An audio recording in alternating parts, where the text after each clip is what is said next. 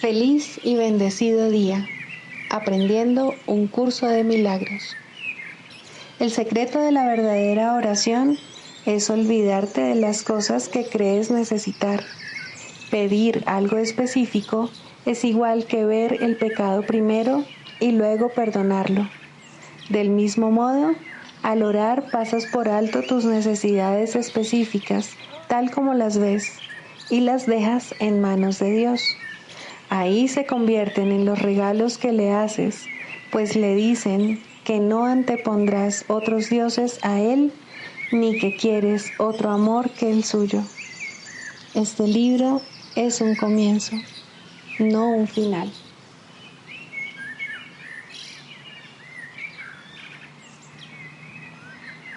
Del prefacio, que postula párrafo 6. El pecado se define como una falta de amor. Puesto que lo único que existe es el amor, para el Espíritu Santo el pecado no es otra cosa que un error que necesita corrección en vez de algo perverso que merece castigo.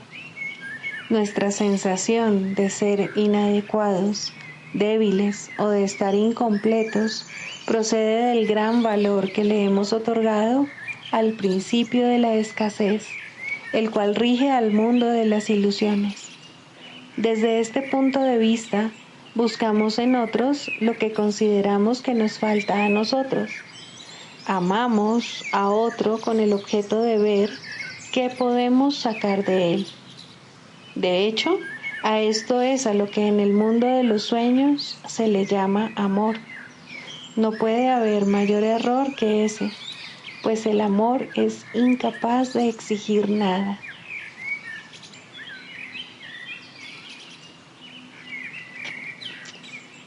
Introducción. Este es un curso de milagros. Es un curso obligatorio. Solo el momento en que decides tomarlo es voluntario. Tener libre albedrío no quiere decir que tú mismo puedas establecer el plan de estudios. Significa únicamente que puedes elegir lo que quieres aprender en cualquier momento dado. Este curso no pretende enseñar el significado del amor, pues eso está más allá de lo que se puede enseñar. Pretende, no obstante, despejar los obstáculos que impiden experimentar la presencia del amor, el cual es tu herencia natural. Lo opuesto al amor es el miedo, pero aquello que todo lo abarca no puede tener opuestos. Este curso puede, por lo tanto, resumirse muy simplemente de la siguiente manera. Nada real puede ser amenazado. Nada irreal existe.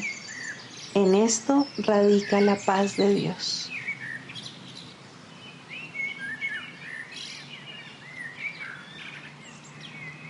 Capítulo 1. El significado de los milagros. Primero, principios de los milagros. Principio 25. Los milagros son parte de una cadena eslabonada de perdón que, una vez completa, es la expiación. La expiación opera todo el tiempo y en todas las dimensiones del tiempo.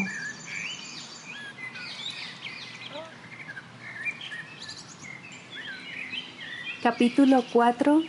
Las ilusiones del ego. Primero, la enseñanza y el aprendizaje correctos.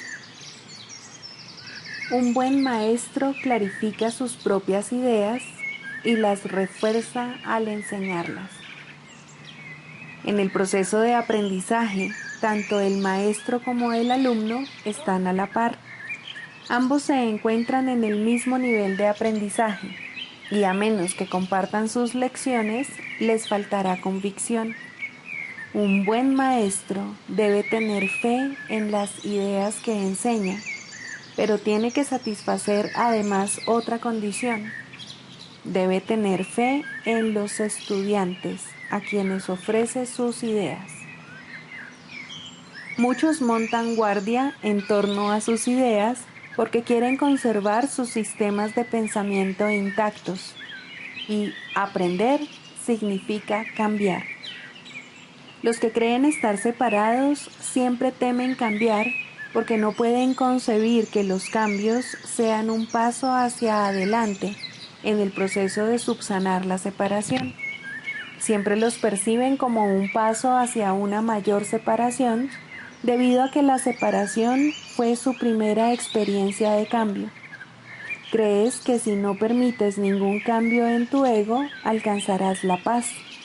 Esta marcada confusión solo puede tener lugar si sostienes que un mismo sistema de pensamiento puede erigirse sobre dos cimientos distintos. Nada puede llegar al espíritu desde el ego, ni nada puede llegar al ego desde el espíritu. El espíritu no puede ni reforzar al ego ni aminorar el conflicto interno de éste. El ego en sí es una contradicción. Tu falso ser y el ser de Dios están en oposición y lo están con respecto a sus orígenes, rumbos y desenlaces. Son fundamentalmente irreconciliables porque el espíritu no puede percibir y el ego no puede gozar de conocimiento. No están, por lo tanto, en comunicación ni jamás lo podrán estar. El ego, sin embargo, puede aprender, aun cuando su hacedor esté desencaminado. Este, no obstante, no puede hacer que lo que fue infundido con vida sea completamente exánime. El espíritu no tiene necesidad de que se le enseñe nada, pero el ego sí. El proceso de aprender se percibe, en última instancia, como algo aterrador, porque conduce no a la destrucción del ego, sino al abandono de éste a la luz del espíritu. Este es el cambio que el ego no puede sino temer, puesto que no comparte mi caridad. La lección que yo tuve que aprender es la misma que tú tienes que aprender ahora, y puesto que la aprendí, puedo enseñártela. Nunca atacaré a tu ego, si bien estoy tratando de enseñarte cómo surgió su sistema de pensamiento. Cuando te recuerdo tu verdadera creación, tu ego no puede por menos que reaccionar con miedo. Aprender y enseñar son los mayores recursos de que dispones ahora, porque te permiten cambiar de mentalidad y ayudar a otros a hacer lo mismo. Negarte a cambiar de mentalidad no conseguiría probar que la separación no ocurrió. El soñador que duda de la realidad de su sueño mientras todavía está soñando, no está realmente sanando su mente dividida. Tú sueñas con un ego separado y crees en el mundo que se basa en él. Todo ello te parece muy real. No puedes deshacerlo sin cambiar de mentalidad al respecto. Si estás dispuesto a renunciar al papel de guardián de tu sistema de pensamiento y ofrecérmelo a mí, yo lo corregiré con gran delicadeza y te conduciré de regreso a Dios. Todo buen maestro espera impartir a sus estudiantes tanto de lo que él mismo ha aprendido que algún día dejen de necesitarle. Este es el verdadero y único objetivo del maestro. Es imposible convencer al ego de esto porque va en contra de todas sus leyes. Pero recuerda que las leyes se promulgan para proteger la continuidad del sistema en que cree el que las promulga. Es natural que el ego trate de protegerse a sí mismo una vez que lo inventaste, pero no es natural que desees obedecer sus leyes a menos que tú creas en ellas. El ego no puede tomar esta decisión debido a la naturaleza de su origen, pero tú puedes tomarla debido a la naturaleza del tuyo. Los egos pueden chocar en cualquier situación, pero es imposible que el espíritu choque en absoluto. Si percibes a un maestro simplemente como un ego más grande, sentirás miedo, ya que agrandar un ego es aumentar la ansiedad que produce la separación. Enseñaré contigo y viviré contigo si estás dispuesto a pensar conmigo, pero mi objetivo será siempre eximirte finalmente de la necesidad de un maestro. Esto es lo opuesto al objetivo del maestro que se deja guiar por el ego. A ese solo le interesa el efecto que su ego pueda tener sobre otros egos y, por consiguiente, interpreta la interacción entre ellos como un medio de conservar su propio ego. Yo no podría dedicarme a enseñar si creyese eso, y tú no serás un maestro dedicado mientras lo creas. Se me percibe constantemente como un maestro al que hay que exaltar o rechazar, pero yo no acepto ninguna de esas dos percepciones de mí mismo. El que enseñes o aprendas no es lo que establece tu valía la estableció Dios. Mientras sigas oponiéndote a esto, todo lo que hagas te dará miedo, especialmente aquellas situaciones que tiendan a apoyar la creencia en la superioridad o en la inferioridad. Los maestros tienen que tener paciencia y repetir las lecciones que enseñan hasta que éstas se aprendan. Yo estoy dispuesto a hacer eso porque no tengo derecho a fijar los límites de tu aprendizaje por ti. Una vez más, nada de lo que haces, piensas o deseas es necesario para establecer tu valía. Este punto no es debatible excepto en fantasías. Tu ego no está nunca en entredicho porque Dios no lo creó.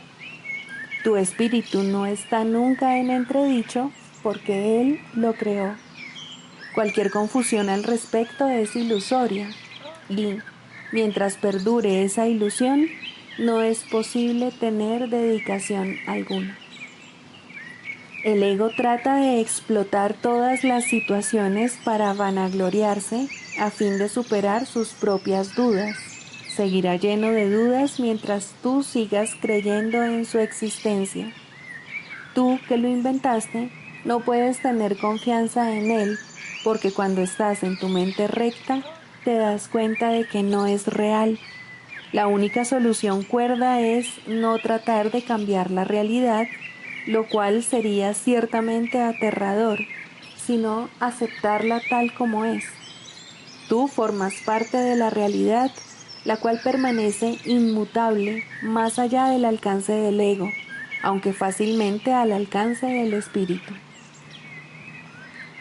Cuando sientas miedo, aquíétate y reconoce que Dios es real y que tú eres su Hijo amado en quien Él se complace.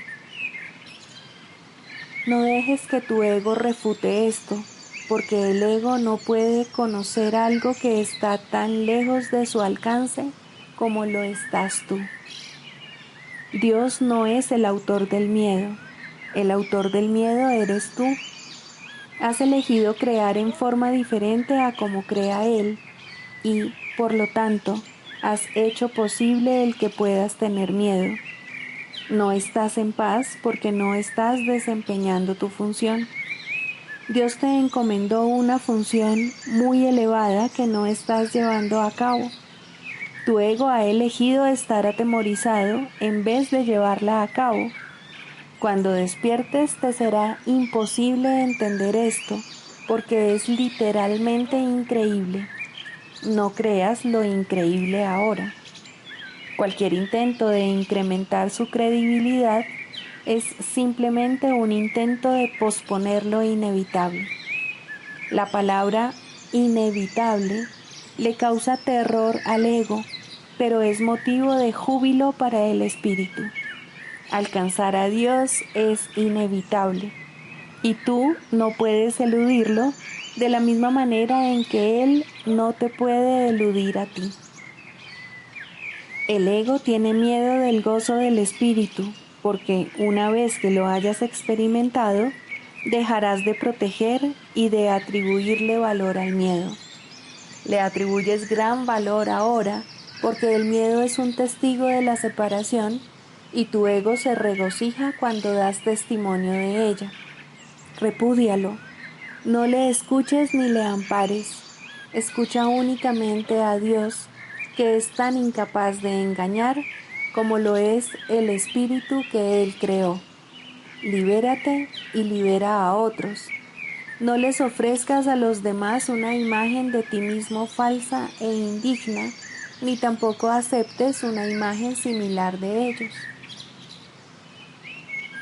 El ego ha construido para ti un hogar mísero e inhóspito, porque no puede construir de ninguna otra manera.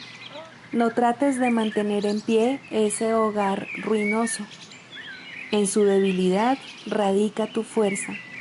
Solo Dios pudo erigir un hogar digno de sus creaciones, las cuales han elegido dejarlo vacío, desahuciándose así a sí mismas. No obstante, su hogar seguirá en pie eternamente, listo para cuando decidas entrar a ocuparlo. De esto puedes estar completamente seguro. Dios es tan incapaz de crear lo perecedero como el ego de fabricar lo eterno. Desde tu ego no puedes hacer nada para salvarte o para salvar a otros, pero desde tu espíritu puedes hacer cualquier cosa para salvar a otros o para salvarte a ti mismo. La humildad es una lección para el ego, no para el espíritu. El espíritu está más allá de la humildad porque reconoce su esplendor y gustosamente irradia su luz por todas partes. Los mansos heredarán la tierra porque sus egos son humildes, y esto hace que su percepción sea más fidedigna.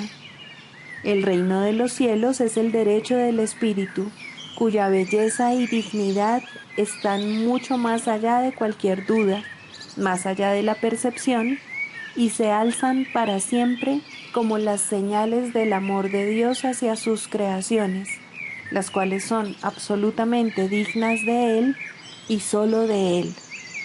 Ninguna otra cosa es lo suficientemente valiosa como para poder ser una ofrenda para una creación de Dios mismo. Yo seré un sustituto de tu ego si así lo deseas, pero nunca de tu espíritu. Un padre puede dejar su hijo al cuidado de un hermano mayor que haya demostrado ser responsable, pero esto no entraña confusión alguna acerca de quién es el padre. El hermano puede proteger el cuerpo y el ego del niño, pero eso no lo lleva a creer que él sea el padre. Me puedes confiar tu cuerpo y tu ego debido únicamente a que eso te permite desentenderte de ellos y me deja mostrarte que no son importantes. Yo no podría entender lo importantes que son para ti si yo mismo no hubiese estado tentado de creer en ellos. Aprendamos juntos esta lección para que juntos podamos liberarnos de tu cuerpo y de tu ego. Necesito maestros dedicados que compartan mi objetivo de sanar a la mente. El espíritu no tiene ninguna necesidad de que ni tú ni yo lo protejamos. Recuerda lo siguiente: en este mundo no hay por qué tener tribulaciones, porque yo he vencido al mundo. Por eso es por lo que debes estar animado.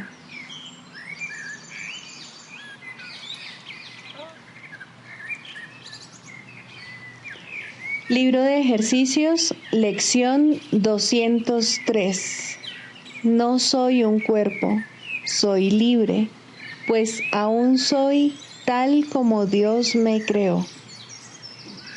Invoco el nombre de Dios y el mío propio.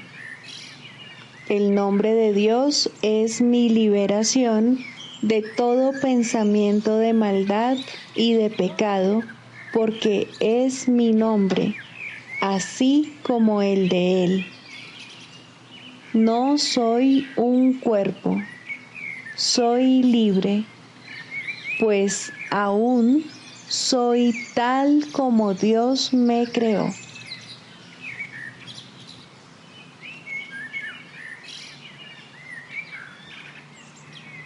Del Manual para el Maestro, pregunta 4. ¿Cuáles son las características de los maestros de Dios? 2. Honestidad. Todas las demás características de los maestros de Dios se basan en la confianza. Una vez que ésta se ha alcanzado, las otras se suceden naturalmente. Solo los que tienen confianza pueden permitirse ser honestos, pues solo ellos pueden ver el valor de la honestidad. La honestidad no se limita únicamente a lo que dices. El verdadero significado del término es congruencia. Nada de lo que dices está en contradicción con lo que piensas o haces. Ningún pensamiento se opone a otro. Ningún acto contradice tu palabra, ni ninguna palabra está en desacuerdo con otra. Así son los verdaderamente honestos. No están en conflicto consigo mismos a ningún nivel. Por lo tanto, les es imposible estar en conflicto con nada o con nadie. La paz que experimentan los maestros de Dios avanzados se debe en gran medida a su perfecta honestidad. Solo el deseo de engañar da lugar a la pugna. El que es uno consigo mismo no puede ni siquiera concebir el conflicto. El conflicto es el resultado inevitable del autoengaño, y el autoengaño es deshonestidad. Para un maestro de Dios, nada supone un desafío, pues ello implicaría que se abrigan dudas, y la confianza en la que los maestros de Dios descansan con absoluta seguridad hace que les sea imposible dudar. Por lo tanto, solo pueden triunfar. En esto, como en todo, son honestos. Solo pueden triunfar porque nunca hacen su propia voluntad. Eligen por toda la humanidad, por todo el mundo y por todas las cosas que en él habitan, por lo que es inalterable e inmutable, más allá de las apariencias, y por el Hijo de Dios y su Creador. ¿Cómo no iban a triunfar? Eligen con perfecta honestidad, tan seguros de sí mismos como de su elección.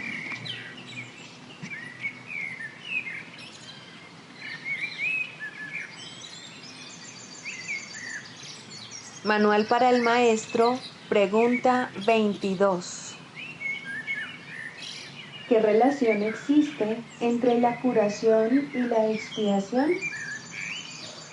La curación y la expiación no están relacionadas, son lo mismo. No hay grados de dificultad en los milagros porque no hay grados de expiación. Este es el único concepto total que es posible en este mundo, porque es la cuenta de una percepción completamente unificada.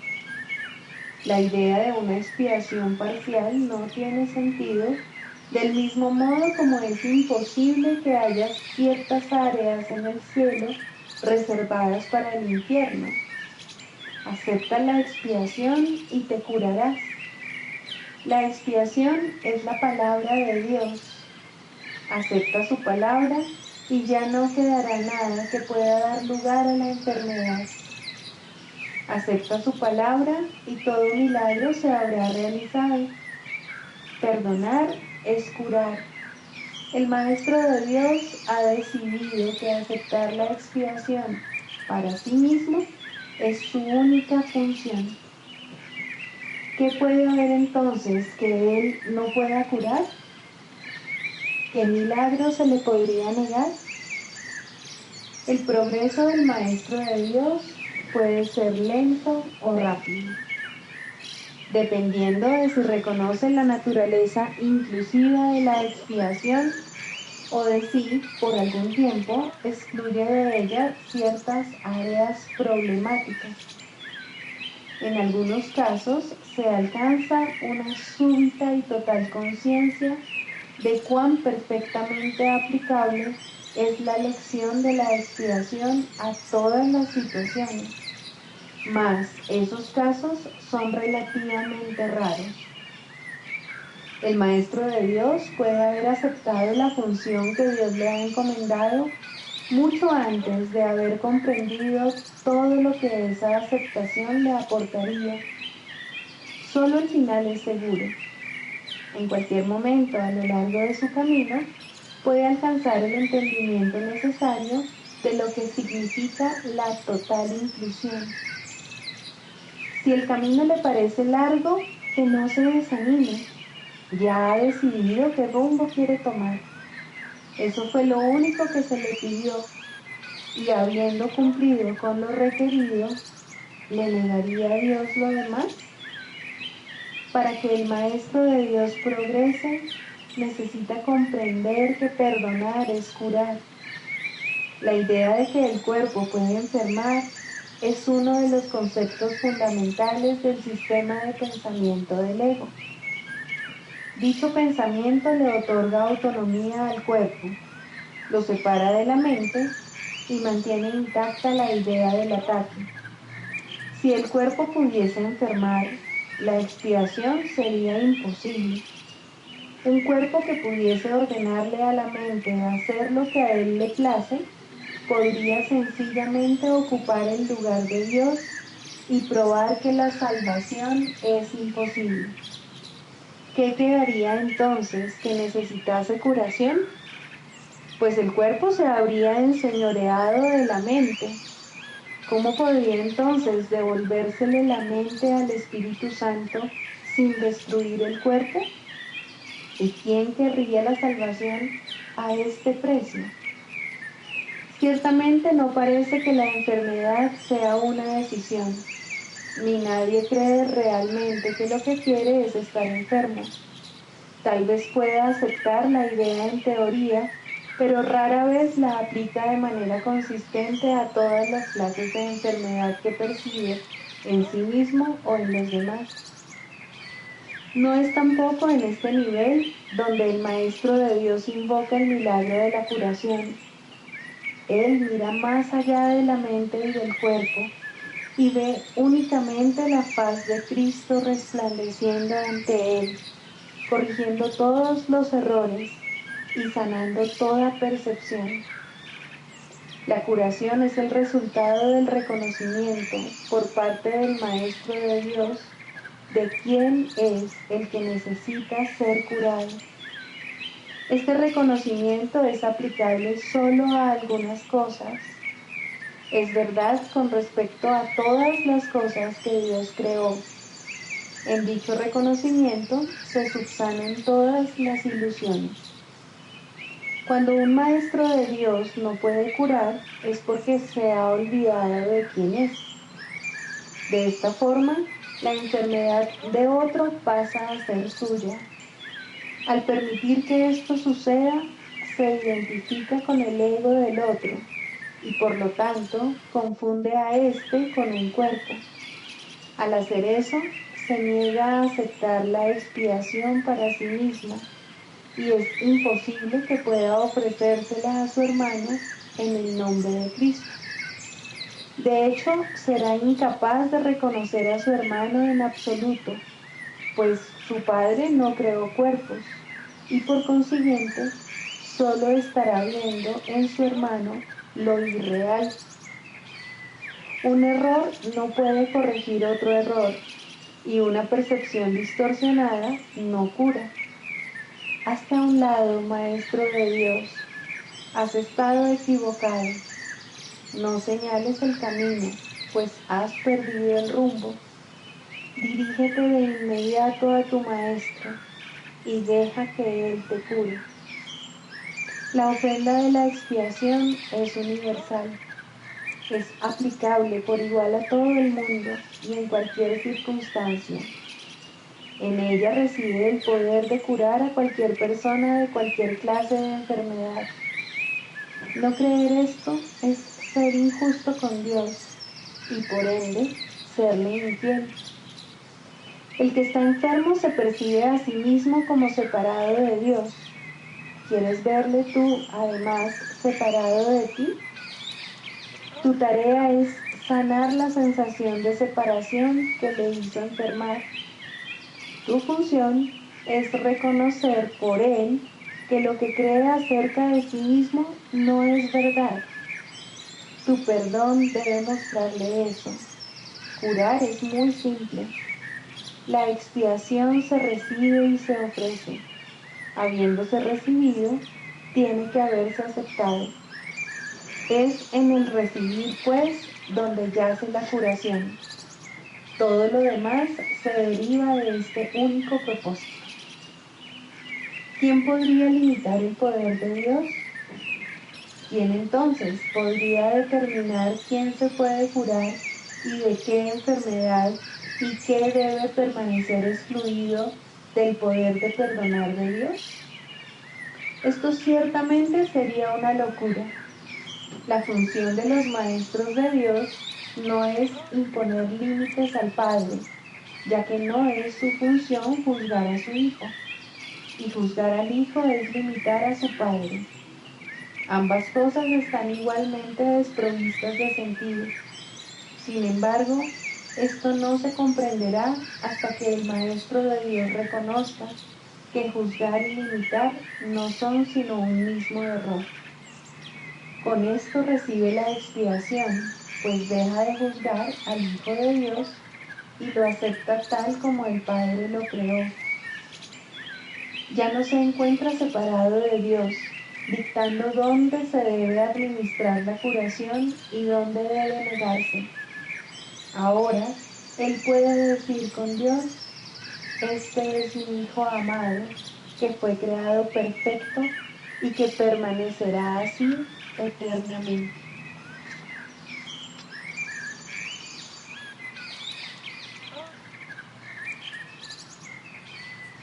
Manual para el maestro.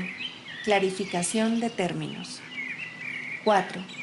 La percepción verdadera, el conocimiento.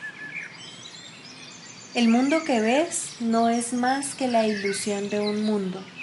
Dios no lo creó, pues lo que Él crea tiene que ser tan eterno como Él.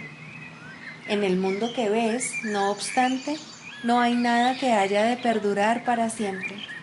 Algunas cosas durarán en el tiempo algo más que otras, pero llegará el momento en el que a todo lo visible le llegue su fin. Los ojos del cuerpo no son, por lo tanto, el medio a través del cual se puede ver el mundo real, pues las ilusiones que contemplan solo pueden conducir a más ilusiones de la realidad. Y eso es lo que hacen, pues todo lo que los ojos del cuerpo ven, no solo no ha de durar, sino que además se presta a que se tengan pensamientos de pecado y culpabilidad. Todo lo que Dios creó, por otra parte, está por siempre libre de pecado y por ende, por siempre libre de culpabilidad.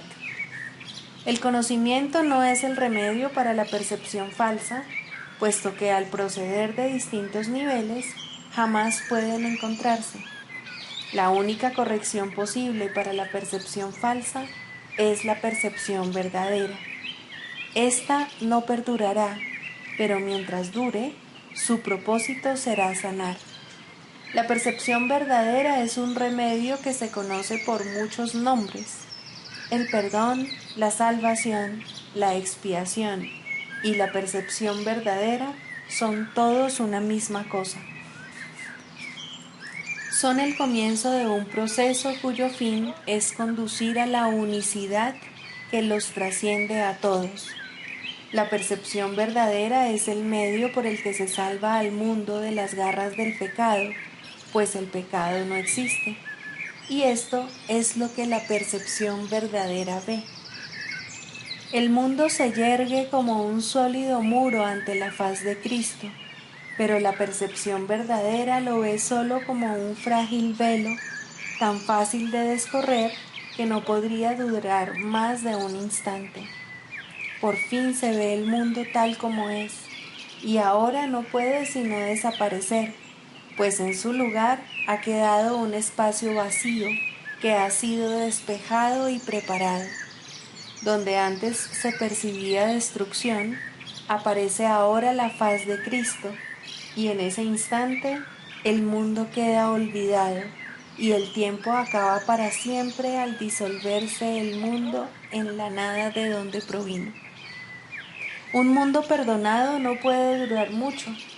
Era la morada de los cuerpos, pero el perdón mira más allá de ellos.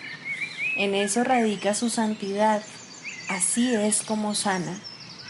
El mundo de los cuerpos es el mundo del pecado, pues sólo si el cuerpo existiese, sería posible el pecado.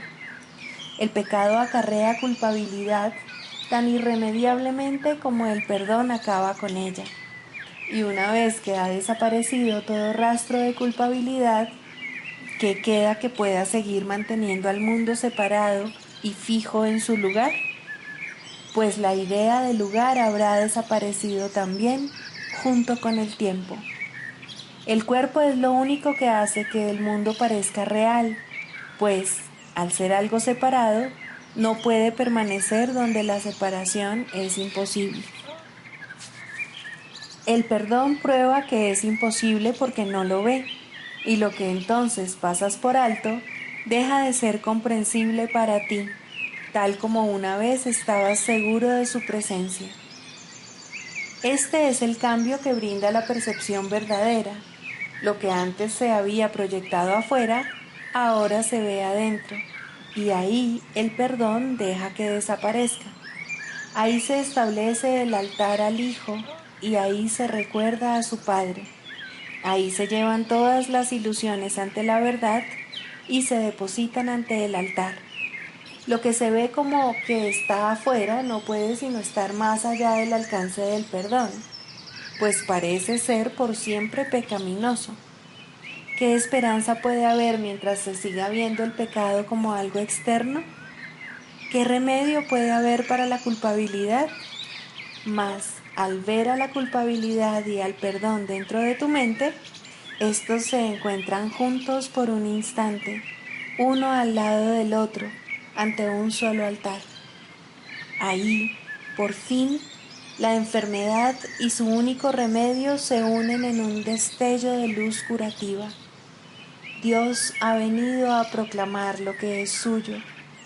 El perdón se ha consumado.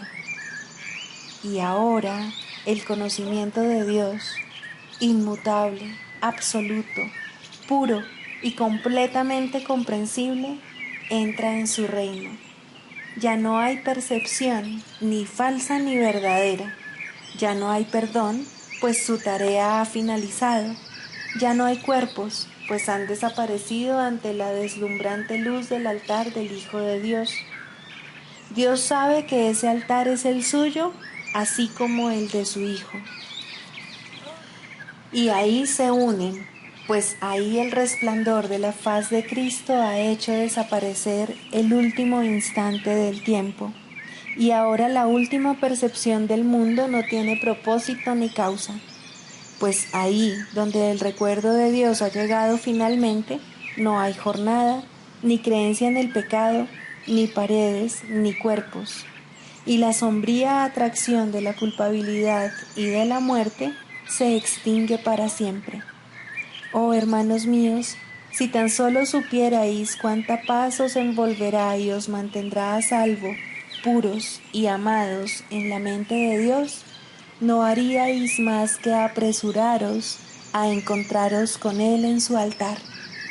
Santificados sean vuestros nombres y el suyo, pues se unen ahí, en ese santo lugar. Ahí Él se inclina para elevaros hasta Él, liberándoos de las ilusiones para llevaros a la santidad, liberándoos del mundo para conduciros a la eternidad, liberándoos de todo temor y devolviéndoos al amor.